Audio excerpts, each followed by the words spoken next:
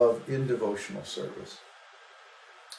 So this book starts where Srimad Bhagavatam leaves off, just like Srimad Bhagavatam starts where Bhagavad-gītā leaves off.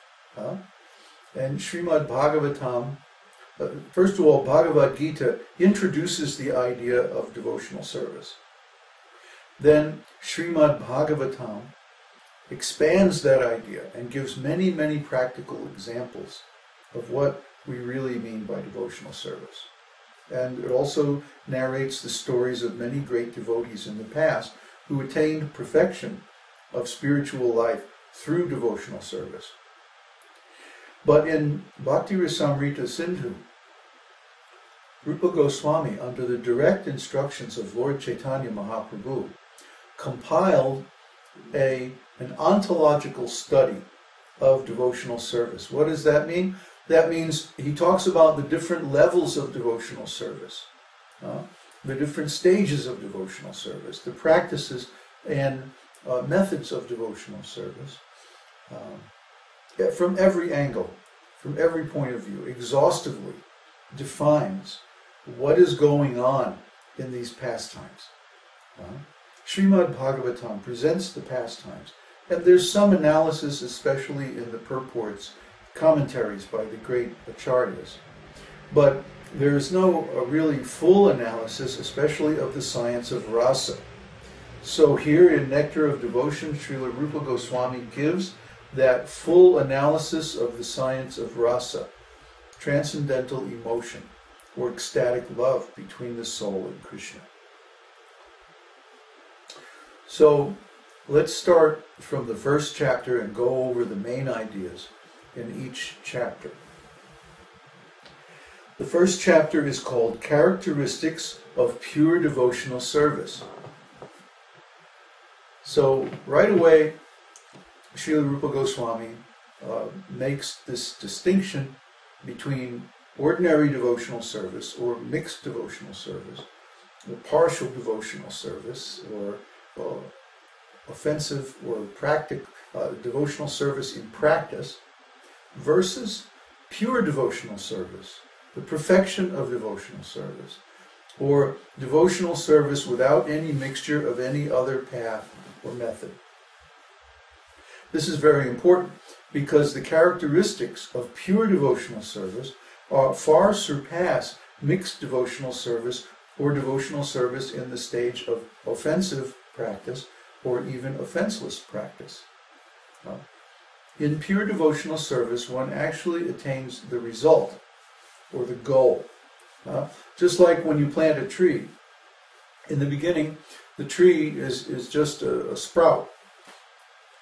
Might have a few leaves on it, but it has no branches. It's just like a stick. And it's very delicate. It can easily be broken. But then, as the tree grows, gradually it develops different branches and many, many leaves and maybe even blossoms. And after some time, the tree actually delivers fruit. So this can be compared with the 3 stages of devotional service. And these are discussed in chapter 2. Very briefly, those are the offensive stage, the clearing stage, and the stage of perfection. So pure devotional service is only possible in the state of perfection. The first 2 stages are the stage of practice. And this is called sadhana bhakti. Sadhana means practice. Just like a musician learning to play a piece on their instrument may practice for some time. And during the stage of practice, one frequently makes mistakes. This is expected.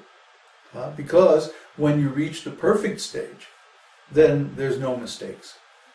So musicians like to joke among themselves that practice means you make all your mistakes and get them out of the way. So it's similar in devotional service. In the beginning, there are going to be so many mistakes. We're going to bring our nonsense ideas and habits and personality problems with us into devotional service. And these are going to contaminate and mix our practice of devotional service with so many other things. But we're not talking about that. Well, we will talk about it a little bit, but we're not primarily going to discuss that subject in the Bhakti Rasamrita Sindhu. What are we going to discuss? The characteristics of pure devotional service. See, this literature, Vedic literature, is very scientifically composed.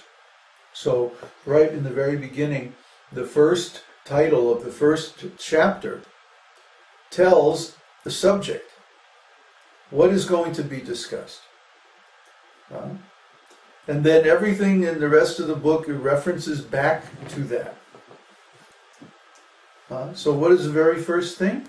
Characteristics of pure devotional service. Kevala Bhakti. Kevala means unmixed, pure.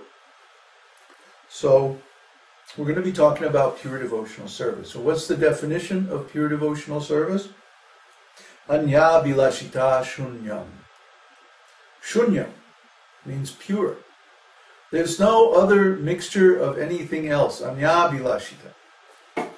It's free from all other forms of spiritual progress, which are generally defined as karma, jnana, and yoga. Karma means fruitive activities. If you look in the Vedas, in many of the Vedic literatures, there are different rituals given. And the results of those rituals are that you get various material benedictions. For example, in Vishnu Sahasranam, it's described that as a result of chanting Vishnu Sahasranam, one gets basically all his material problems resolved. So everyone in this world is suffering because of some material problems. If you have a material problem, just chant Vishnu Sahasranam, 1,000 names of Vishnu, and all those problems will be resolved. I have personal experience that this is a fact. So after chanting Vishnu Sahasranam daily, every day for 12 years, then gradually all my problems were solved. And then I can advance further into pure devotional service. But in the beginning, everybody has some material problems. This is understood. So in the beginning, there's going to be some mixture of desire for fruitive results. Fruitive results means I want to gain the fruit of my actions. Just like when I plant a tree, I'm looking forward to enjoying the fruit later on.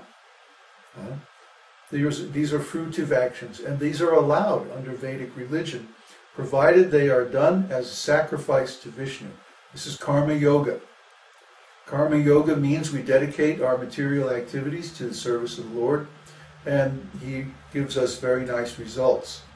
Not only do we get all our material problems resolved, we also develop devotion for Him, which is a wonderful thing.